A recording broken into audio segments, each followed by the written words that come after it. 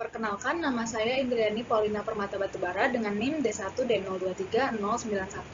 Di sini saya akan memaparkan materi terkait tugas PJBL Perencanaan Hutan yang berjudul Business Plan Pengelolaan Kemitraan Konservasi dengan tujuan High Carbon Value. Jadi yang pertama terkait latar belakang. Indonesia memiliki potensi ekonomi karbon yang sangat besar sebagai pemilik cadangan karbon mangrove terbesar di dunia sebanyak 24% dan ekosistem high carbon lainnya. Peluang ini didukung insentif seperti kemitraan REDD+. Namun, implementasinya menghadapi tantangan kompleks seperti pada aspek tata kelola, meliputi pembentukan badan hukum yang jelas seperti koperasi, BUMDes, atau badan hukum lainnya, serta mekanisme penyelesaian klaim kepemilikan lahan yang masih sengketa. Kemudian juga ada perlibatan masyarakat dalam pengelolaan, pengawasan, dan manfaat ekonomi untuk memastikan mereka memiliki rasa terhadap program konservasi karbon ini. Kemudian dalam aspek ekonomi, ada pendapatan dari penjualan kredit karbon, mesti dibagi secara adil dan transparan untuk memastikan manfaat ekonomi langsung pada masyarakat lokal serta pelaku usaha. Kemudian juga penjualan karbon, pengembangan ekowisata, hasil hutan bukan kayu, dan jasa lingkungan dapat membantu mengurangi ketergantungan terhadap fluktuasi harga karbon dan meningkatkan keberlanjutan ekonomi masyarakat. Kemudian dalam aspek regulasi, penataan izin dan tata kelola tumpang tindih antara berbagai sektor seperti kehutanan, perkebunan, dan pertambangan harus diatur secara terpadu untuk menghindari konflik dan degradasi kawasan. Kemitraan konservasi di Indonesia didefinisikan sebagai kolaborasi sinergis multi pemangku kepentingan, yaitu pemerintah, masyarakat, swasta, LSM, yang harus menempatkan masyarakat sebagai subjek utama. Mengingat sekitar 65 juta orang hidupnya bergantung pada hutan. Landasan hukumnya semakin kuat dengan adanya Perpres nomor 98 tahun 2021 tentang nilai ekonomi karbon yang melegalkan perdagangan karbon sebagai komoditas. Indonesia memiliki aset karbon yang sangat berharga, di mana hutan hujan tropis yang mampu menyimpan karbon terestrial padat hingga lebih dari 229 ton per hektar. Jenis hutan ini mampu menyimpan karbon dalam biomasa di atas tanah serta di dalam tanah, seperti akar, serasah, dan lapisan tanah. Kemudian lahan gambut yang mampu menyimpan karbon terbesar dalam tanah hingga 500 sampai 1.400 ton per hektar. Kemudian mangrove, karbon biru, kemampuan serap karbon 3-5 kali lebih besar. Ekosistem mangrove di Indonesia yang mencakup lebih dari 20% total mangrove dunia adalah kawasan penyimpanan karbon penting dengan kapasitas yang besar. Contoh keberhasilan implementasi yaitu kemitraan Indonesia dengan Norway REDD+, di mana Indonesia menerima insentif hingga 1 miliar US dollar untuk upaya konservasi hutan dan pengurangan emisi. Kemudian ada program Produktif Carbon Forest IPB Astra dalam program Produktif Carbon Forest di Garut, mengintegrasikan agroforestry bernilai ekonomi tinggi untuk meningkatkan stok karbon dan kesejahteraan masyarakat.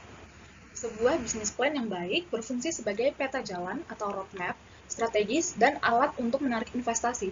Pilar utamanya meliputi yang pertama aspek legal dan tata kelola, yaitu struktur kelembagaan, yaitu BUMDes atau koperasi, dan perjanjian benefit sharing yang jelas.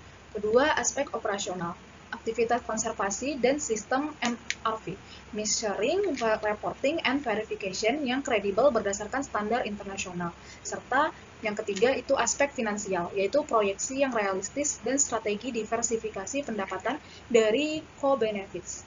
Kemudian landasan hukum yang relevan.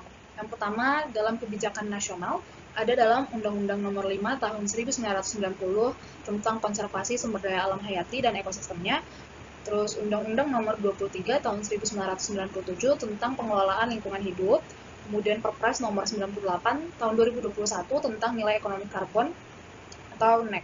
Kemudian yang kedua ada regulasi teknis, Permen LHK Nomor P6 Tahun 2018 tentang kemitraan konservasi, program perhutanan sosial yaitu hutan desa, HKM, HTR. Terus kemudian skema pengakuan dan perlindungan masyarakat adat. Dalam metodologi menggunakan pendekatan kualitatif dengan metode studi literatur, di mana menggunakan pengembangan yang bersumber dari kebijakan pemerintah seperti undang-undang, peraturan pemerintah, peraturan Menteri Lingkungan Hidup dan Kehutanan, serta dokumen perencanaan pembangunan nasional dan daerah yang relevan. Kemudian dari jurnal ilmiah, baik internasional maupun nasional, disertai dengan tesis yang membahas tentang nilai karbon, konservasi, dan model bisnis berkelanjutan, dan laporan proyek tahunan dari inisiatif sejenis yang sudah berjalan di Indonesia, seperti proyek percontohan REDD+. Bisnis plan pengelolaan kemitraan konservasi dengan tujuan high carbon value menekankan pentingnya mengintegrasikan aspek baik ekologi, yaitu perlindungan stok karbon, ekonomi, mekanisme benefit sharing, dan sosial, yaitu pemberdayaan masyarakat. Model yang diusung adalah yang pertama itu community based management, di mana masyarakat sebagai pelaku utama dengan dukungan teknis dari pihak lain. Kemudian conservation concession, yaitu pembayaran insentif untuk konservasi daripada ekstraksi. Kemudian kemitraan tripartit yang berkolaborasi dengan pemerintah, swasta, dan masyarakat dengan pembagian peran jelas. Dan strategi implementasinya mencangkup penguatan kelembagaan BUMDes koperasi sebagai pengelola, diversifikasi pendapatan ekowisata, HHBK, jasa lingkungan, untuk mengurangi resiko harga karbon. MRV kredibel yang berstandar internasional untuk daya saing global. Keberhasilan plan ini sangat bergantung pada faktor pemungkin, yaitu tentang kepastian hukum hak kelola masyarakat, regulasi karbon yang jelas dan stabil, dan kapasitas kelembagaan lokal yang kuat. Tantangan yang diantisipasi, yang pertama itu fluktuasi harga karbon global, yaitu naik turunnya harga karbon, kemudian biaya awal tinggi dan kompleksitas regulasi, dan risiko konflik lahan. Kesimpulannya, yang pertama, Indonesia memiliki potensi strategis dalam peluang ekonomi karbon, karena memiliki hutan hujan tropis, lahan gambut, dan ekosistem mangrove.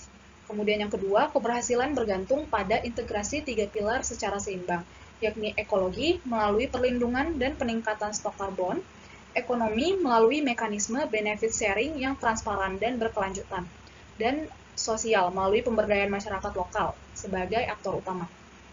Kemudian yang ketiga, community-based management adalah model terbaik untuk menjamin keadilan dan keberlanjutan, di mana masyarakat lokal ditempatkan sebagai subjek utama yang memiliki hak kelola dan menerima manfaat ekonomi secara langsung. Kemudian diversifikasi pendapatan adalah kunci ketahanan ekonomi, dengan pengembangan co-benefit seperti ekowisata, hasil hutan bukan kayu, dan pembayaran jasa lingkungan. Yang kelima, kepastian hukum dan kapasitas kelembagaan adalah fondasi yang tidak bisa diabaikan. Sekian presentasi terkait tugas PJBL saya. Apabila ada kesalahan, saya minta maaf. Sekian dan terima kasih.